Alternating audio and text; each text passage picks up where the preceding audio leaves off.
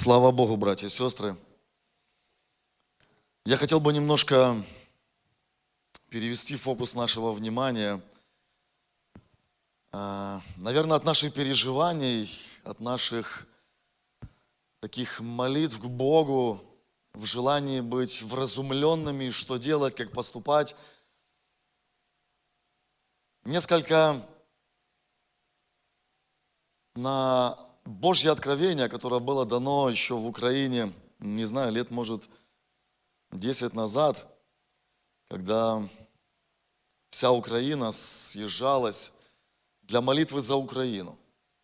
Самое первое служение, может, помните, был такой человек, есть еще в летах преклонных, Дэвид Хасавей, он как бы организовал эти молитвы за Украину. Человек очень сильно любящий нашу страну. И вот однажды из его уст прозвучало это пророческое слово о том, что Бог с Украины начнет пробуждение по всему миру, и тогда придет конец. Залогом успешной евангелизации, одним из принципов успешной евангелизации является то, чтобы собрать наибольшее количество людей, для которых бы Божье Слово прозвучало. Посмотрите, что происходит сегодня. Сегодня Бог взгляды самых ведущих стран мира обратил на Украину. Не это ли самое время, в которое Бог желает соделать пробуждение с нашего народа по всему миру? Есть определенные события, которые побудили всех заговорить о нашей стране. Многие сегодня слышат, кто-то за нами наблюдает, кто-то пытается как бы влиять на эти процессы. Но давайте посмотрим на Украину сегодня как плацдарм для всемирной евангелизации. Аллилуйя, для Божьей славы. И если мы посмотрим не от страхов и от смущений, а ради того, что, Боже, мы принимаем этот вызов для того, чтобы Твое имя прославилось, и те, которые далеко отстояли от Тебя, которые по сегодняшний день не почитают Тебя за Бога Всемогущего, которые строят свои планы, вносят свои директивы, но Ты, Боже, царствуешь, аллилуйя. И нам бы так хотелось, чтобы слава Всемогущего Бога наполнила нашу страну, нашу землю.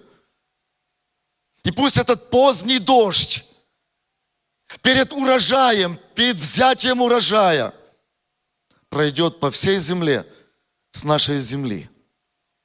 Если мы, братья и сестры, будем в это верить и будем содействовать Божьему провидению, Божьим планам, мы увидим Его славу. И мы увидим то пробуждение, о котором многие считают, что оно уже невозможно. Давид, передавая свою власть для своего сына Соломона в непростых условиях,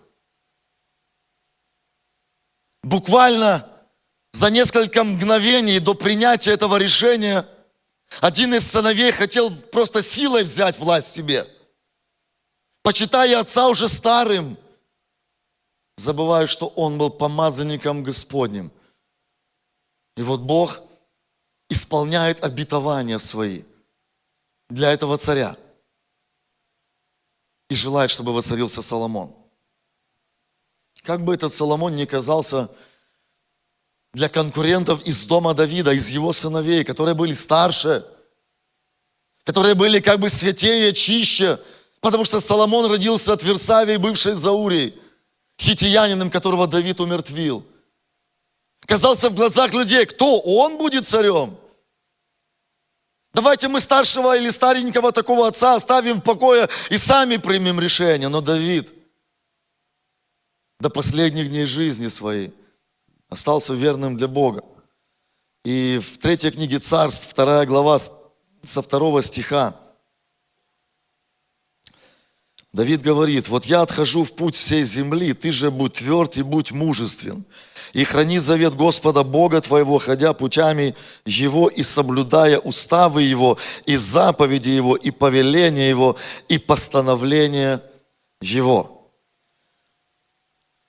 Первая книга Паралипоменон, 28 глава, 9 стих, 2 часть этого стиха. Если будешь искать Его, то найдешь Его. А если оставишь Его, Он оставит тебя навсегда. Он дает наставление своему сыну. Он взоры своего сына обращает на Бога. На Бога, которому служил. Бога, которому он был верным. И он желает передать эту власть, это помазание, которое было на нем, своему последователю. И помните эту молитву Соломона, когда он воцарился?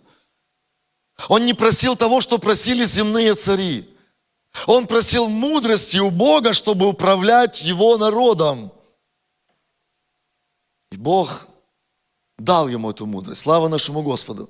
А к этой мудрости дал то, чего Соломон не просил. И я сейчас даже не про богатство, даже не про просто мудрость человеческую, а про то, что Бог дал Соломону и Израилю покой со всех сторон. Слава Иисусу! И войн не стало в Израиле.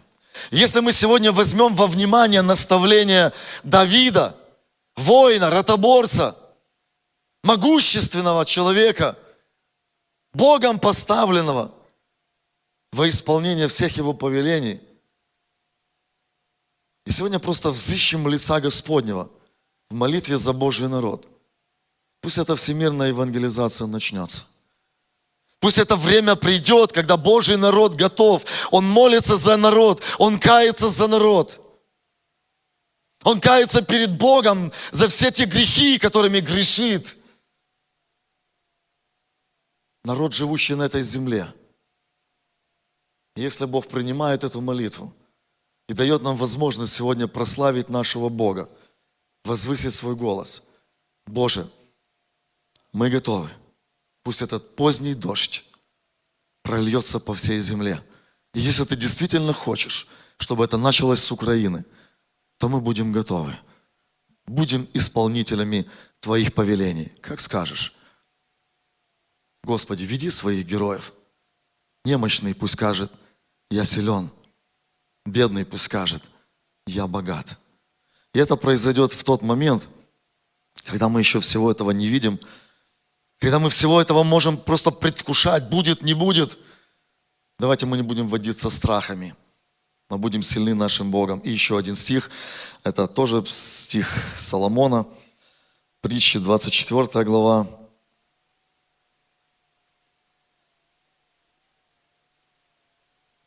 10 стих, 24:10. Если ты в день бедствия оказался слабым, то бедна сила твоя. Мы можем сегодня кичиться какими-то знаниями, действительно какой-то земной силой, и можем сказать, Господи, Ты нас благословил, посмотри, сколько у нас всего, великое множество, все от Твоей руки. И знаете, порой, имея что-то земное, мы можем оказаться абсолютно слабыми в том, в чем мы думали, что мы сильны. А сейчас нам нужна сила от Господа. Не сила для войны, а сила для проповеди Евангелия.